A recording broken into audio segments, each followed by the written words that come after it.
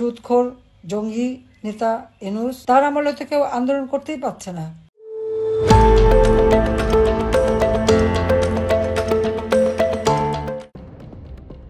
নারী নির্যাতন ও ধর্ষণ বেড়ে যাওয়ার প্রসঙ্গে রবিবার রাতে আওয়ামী লীগের সামাজিক মাধ্যম পেজে প্রকাশিত 9 মিনিটের অডিও বার্তায় সাবেক প্রধানমন্ত্রী ও আওয়ামী লীগ সভাপতি শেখ হাসিনা অন্তর্বর্তীকালীন সরকার প্রধান মোহাম্মদ ইউনূসকে সুদখোর ও জঙ্গি নেতা অভিহিত করে বক্তব্য দিয়েছেন।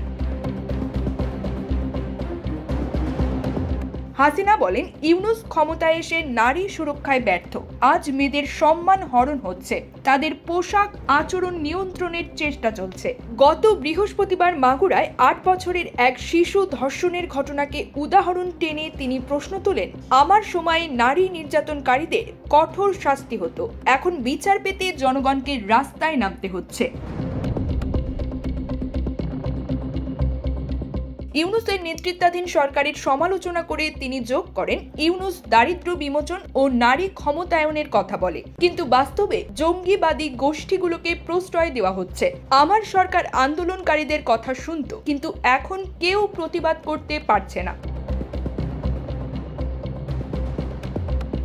প্রসঙ্গত, মাগুরা ঘটনার পরিপ্রেক্ষিতে বাংলাদেশ হাইকোর্ট 6 মাসের মধ্যে বিচার শেষের নির্দেশ দিলেও দেশ জুড়ে বিক্ষোভ অব্যাহত রয়েছে। পুলিশ সদর দফতরের ফেব্রুয়ারি মাসের তথ্য অনুযায়ী গড়ে প্রতিদিন 12টি ধর্ষণের মামলা রেজিস্ট্রি হয়েছে। হাসিনা দাবি করেন, আওয়ামী লীগ সরকার নারী নির্যাতন রোধে কঠোর আইন করেছিল, কিন্তু ইউনূস সরকারের আমলে সব অর্জন ধ্বংস হয়েছে।